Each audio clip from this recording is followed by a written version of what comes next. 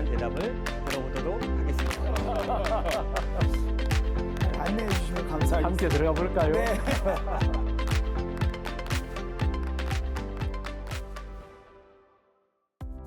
안녕하세요. 목사님 궁금해요. 오영수 목사입니다. 오늘의 주제는요. 하나님의 침묵을 경험할 때 우리는 어떻게 해야 될지, 어떻게 해야 될까? 이 고민을 가지고 나왔는데요. 우리 이우열 목사님을 모시고 귀한 대답을 들어보도록 하겠습니다. 목사님 안녕하세요. 안녕하세요. 네, 목사님은 이렇게 물론 늘 목회를 해오시고 성교적 삶을 살아오셨기 때문에 하나님이 침묵하신다라고 느끼실 때가 있으신지도 궁금하거든요. 네. 어떠세요, 목사님? 그럼요. 뭐가 문제인가 돌아보기도 하고 하나님이 아니시기 때문에 말씀을 안 하시는가 생각이 들 때도 네. 있고 그런 시기 꽤 많았습니다. 저 같은 경우는 너무 바쁠 때 오히려 하나님께 집중하지 못하는 거예요. 그것도 저도 경험하는 건데 사실은 그런 경우는 하나님이 침묵이라기보다는 우리가 너무 바빠서 맞아요. 못 들어. 맞습니다. 말씀하셔도. 맞습니다. 사실 도시사회를 살아가면서는 너무 바쁘거나 너무 분주하거나 아니면 어떤 또 다른 우상에 대한 목적이 생길 때 네. 하나님 침묵이라기보다는 우리가 하나님을 패스해버리는 그렇죠. 경우가 더 많은 것 같아요. 그렇죠. 그럴 때 예배를 드려도 어느 순간 하나님이 계시다고 생각되어지지 못하고 기도를 해도 기도가 들리지 않고 응답이 네. 들리지 않고 네. 그러면서 하나님이 침묵하신다라고 느끼시는 분들이 꽤 많다라는 그렇죠. 생각이 들거든요. 네. 그런 경우에는 그분들이 믿음이 약해서일까요? 아니면 하나님께서 일부러 그분들에게 좀 침묵하시는 걸까요?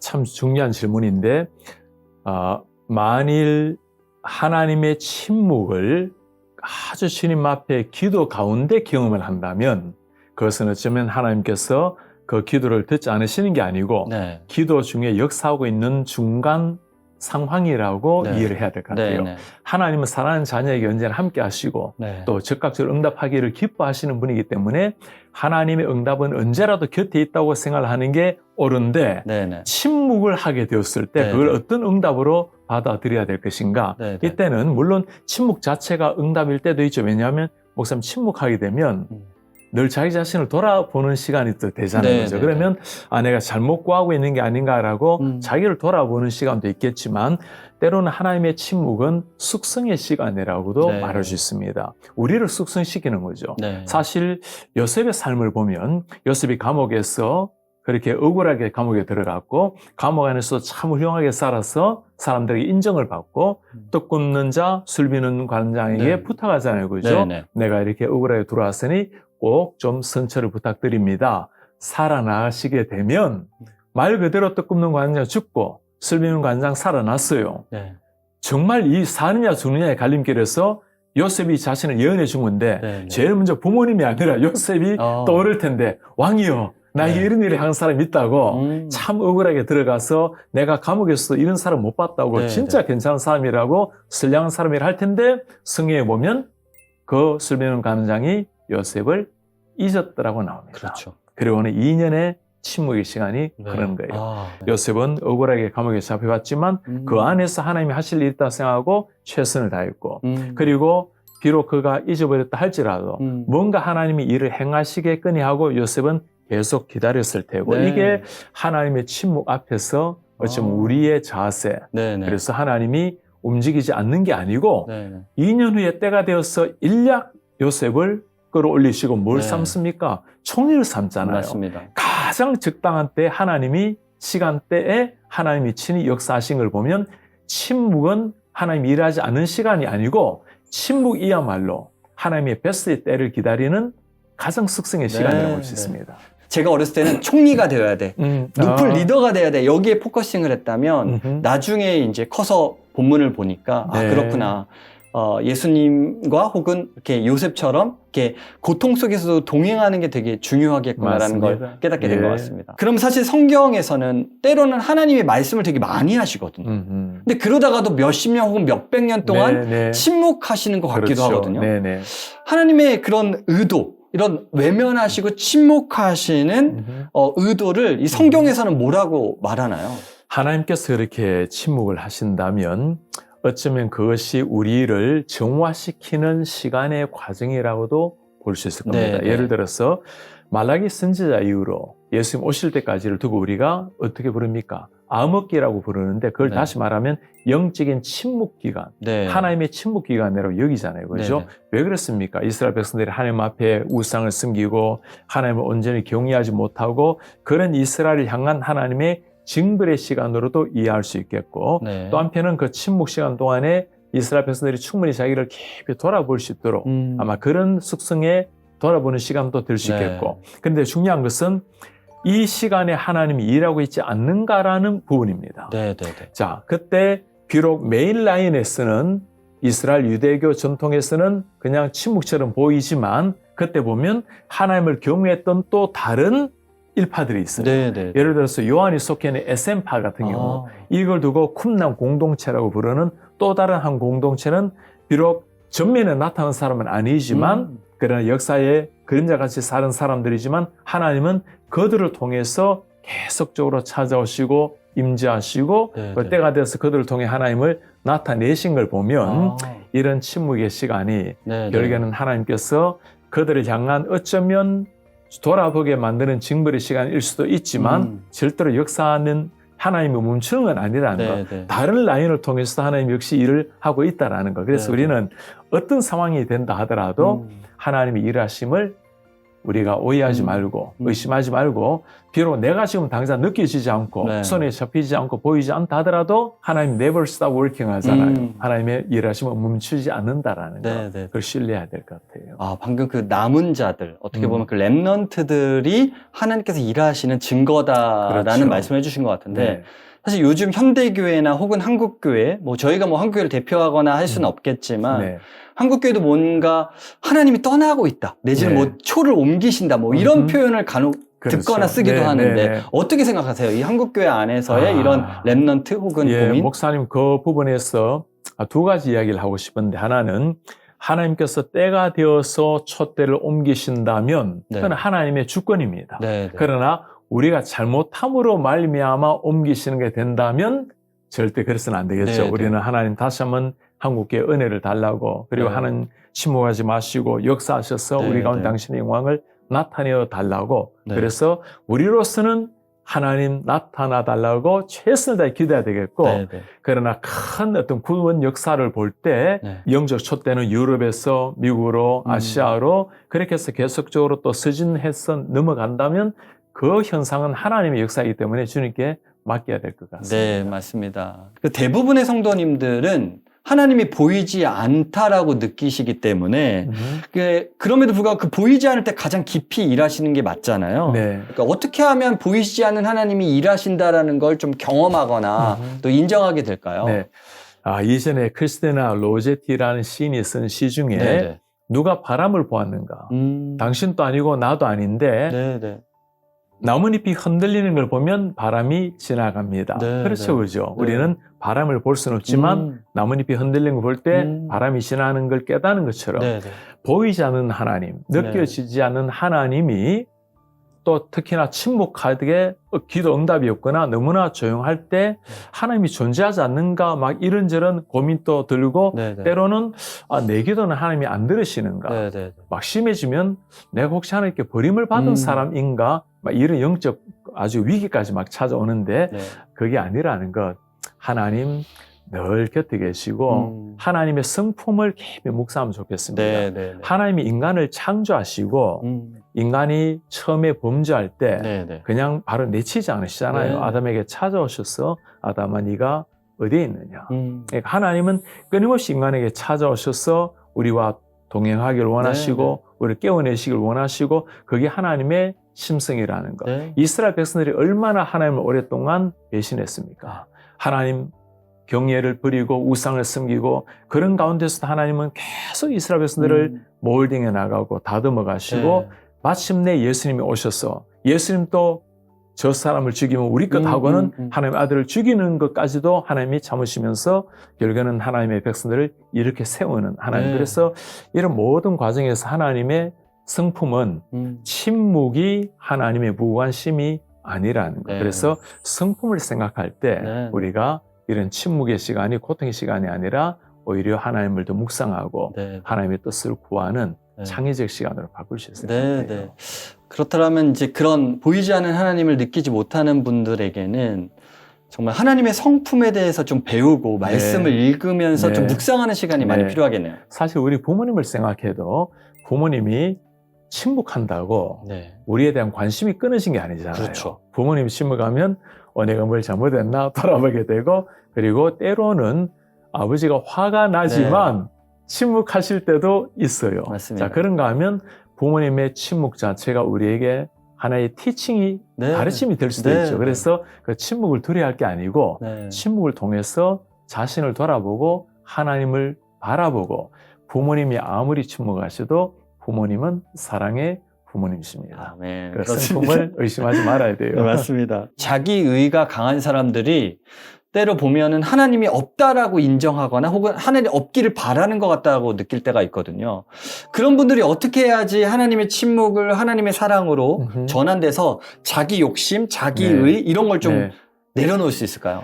자기 의가 강한 사람, 또 자기 확신, 또는 자기 열심, 그리고 신앙적 열심도 굉장히 강한 사람들, 네. 이런 사람들은 뭔가 계획대로 착착 되어져야 하나님 응답도 그 과정 가운데 있어야 된다라고 생각하는데, 네. 자신의 계획과 자신의 프레임 속에 하나님을 가두지 않았으면 좋겠어요. 네. 하나님이 말씀하지 않는다 하더라도 여전히 하나님은 일을 이루어가고 계시는 과정이라는 걸 신뢰하고, 네. 나에게 하나님을 끌어올 것이 아니고 네. 내가 하나님의 침묵 속으로 들어가서 하나님의 역사에 네. 깊이 동참하는 이런 신앙 되면 훨씬 더 성숙하겠습니다. 네. 아마 자기의가 있거나 자기 중심적인 삶을 살다 보면은 하나님 분명히 노크를 하시고 말씀을 하시는데 자기가 원하는 대답이 아니어서 안 듣는다 혹은 안 네. 계신다라고 하시는 것 같기도 하거든요. 그렇죠. 네. 아니라고 하나님이 이런 말 들으시면 네. 내가 침묵의 소리는 네. 오히려 영적으로 너에게 들려주는 네. 영적 확성기를 한다. 아, 네. 아마 하나님 그러실 거예요. 네. 우리가 너무 분주하고 네. 내 계획이 너무나 쌓였어. 네. 내 생각이 너무나 컸어. 네. 하나님이 말씀하셔도 안 들리니까 네. 침묵처럼 여겨지는 거예요. 네, 그런 경우도 침묵은 있겠네요. 확성기일지도 몰라요. 네. 아, 맞습니다. 제가 이렇게 이민 생활을 좀 해보니까 이민자들은 한국 커뮤니티가 워낙 작다 보니까 관계가 얕다 보니까 믿음의 동역자들이 없을 경우에는 하나님의 그 성품, 하나님의 이렇게 돌보심을 많이 못 느끼면 더 큰 외로움, 더 큰 침묵을 느끼는 것 같기는 해요. 이런 상황에서 우리가 가져야 될 태도는 무엇일까요? 이렇게 이민에서 이렇게 외로운, 무인도라든지 무슬림 땅에서 선교하는 선교사님이라든지 뭔가 외로운 곳에 있는 분들이 하나님의 성품을 더 느끼기 위한 방법? 뭐가 있을까요? 그렇죠. 참 중요한 질문인데, 아마 이민 생활하는 사람뿐만 아니라 무인도로 말할 것도 있겠습니다만은 사실 요즘은 군중 속의 고독이라고 아무리 주위에 사람들이 많다 해도 여전히 느끼는 외로움.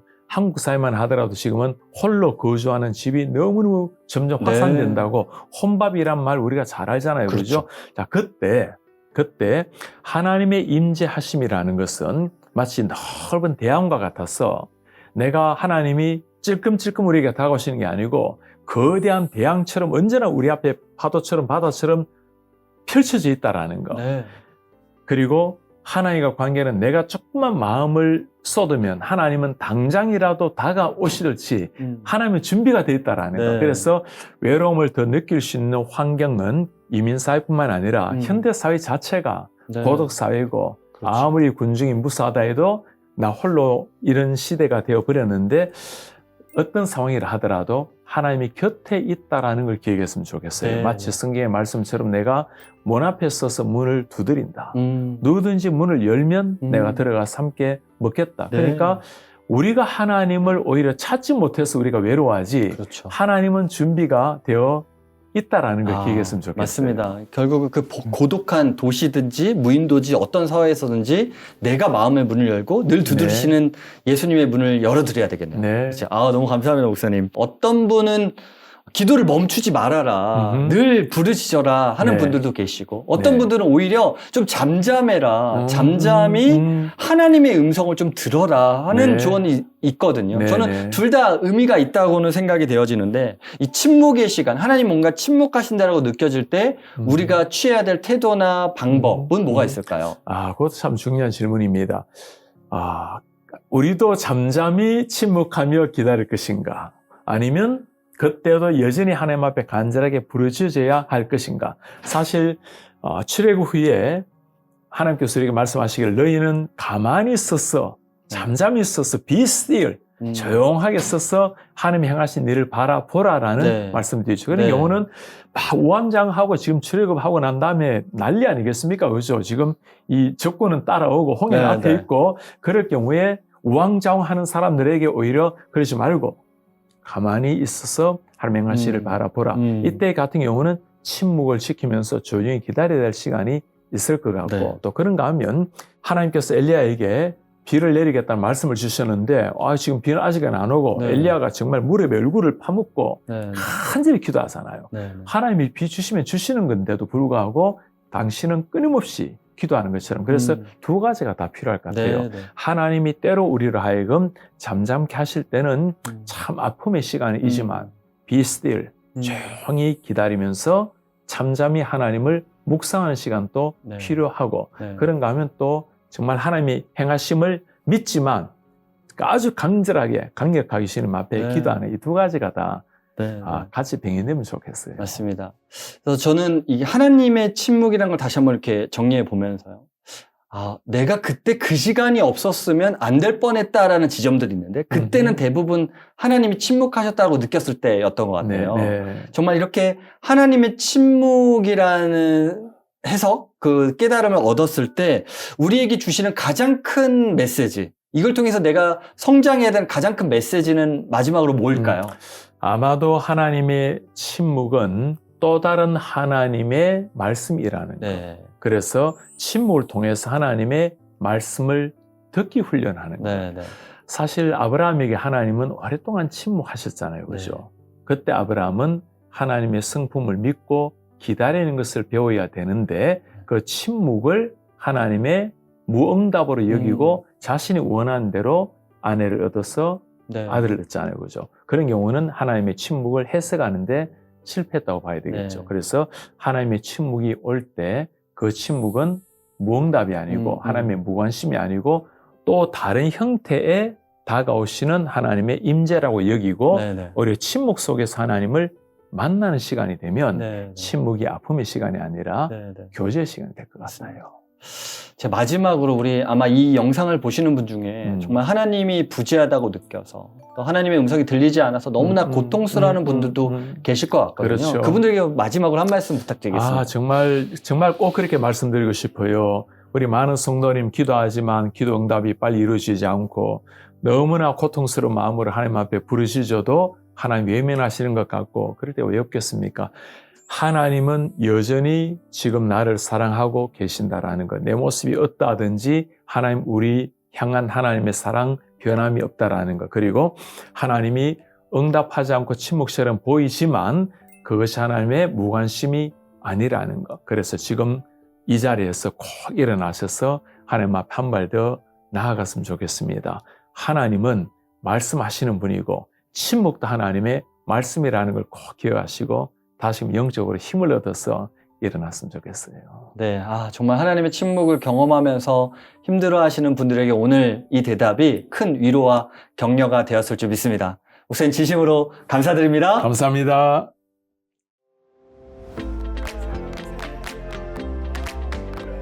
모시고 귀한 대답을 들어보도록 하겠습니다.